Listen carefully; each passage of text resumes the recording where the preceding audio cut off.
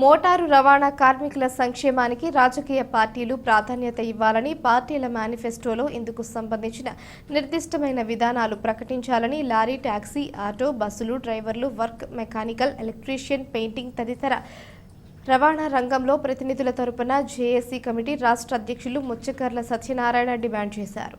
సోమవారం రాజమండ్రి ప్రెస్ క్లబ్లో జరిగిన విలేకరుల సమావేశంలో ఆయన మాట్లాడుతూ దేశంలో వ్యవసాయ, పారిశ్రామిక రంగాల తరువాత అత్యధిక అనేక మంది రవాణా రంగంపైన ఆధారపడి జీవిస్తున్నారన్నారు.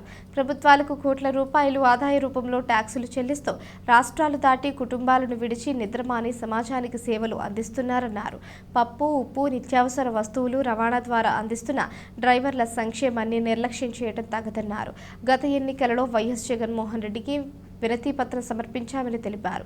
లారీ క్లీనర్లు రవాణా రంగ కార్మికులుగా, శ్రామికులుగా గుర్తించి అందరికీ మేలు జరిగే విధంగా కార్పొరేషన్ ఏర్పాటు చేస్తామని జగన్మోహన్ రెడ్డి హామీ ఇచ్చి దానిని తొంగలో తొక్కారని అన్నారు.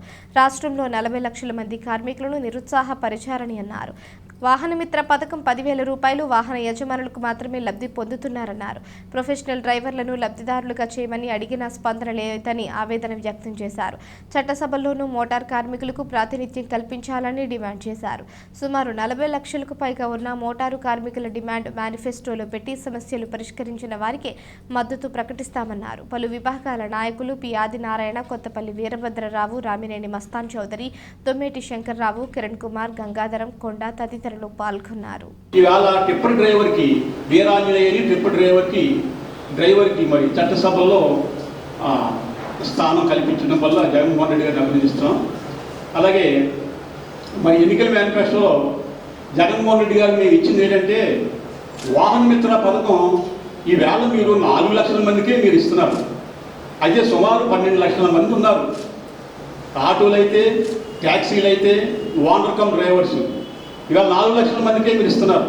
కానీ ఎడం చేతిలో చాక్లెట్ని పెట్టి మీరు కుడి చేతిలో ఉన్నటువంటి మరి లడ్డూని తీసుకున్నట్టుగా ఒక సామెత ఉంది. ఎందుకంటే కర్ణాటక, తమిళనాడు, కేరళ ఏ రాష్ట్రంలో చూసినా పర్యావరణ పరిరక్షణ కొరకు మేము సంవత్సరానికి 200 రూపాయలు గ్రీన్ ట్యాక్స్ చెల్లిస్తుంటాం. ఆ గ్రీన్ ట్యాక్స్ని ఈవేళ ఆంధ్రప్రదేశ్లో ఆటోకి 4,000, మోటార్ క్యాబ్ అంటే చిన్న తరహా బళ్ళకి 4,000, వ్యాన్కి 20,000, లారీకి 20,000, మ్యాక్సీ క్యాబ్కి 6,000. ఈ రకంగా మీరు దోపిడీ చేసి రవాణా రంగాన్ని కుదేలైపోయే పరిస్థితిని కూడా తెప్పించారు. అంతేకాకుండా మరి చంద్రన్న బీమా, గతంలో చంద్రన్న బీమా ఉన్నప్పుడు సహజ మరణానికి మరి 2 లక్షల రూపాయలు లబ్ధి పొందేవారు సామాన్యులు. మరి సామాజిక న్యాయం అంటే అది. అదే కాకుండా మట్టి ఖర్చుగా ఒక 5,000 ఇచ్చేవారు. ఇప్పుడు ఆ స్కీమ్ ఏమైపోయిందో కూడా మరి అంతుపట్టలేదు.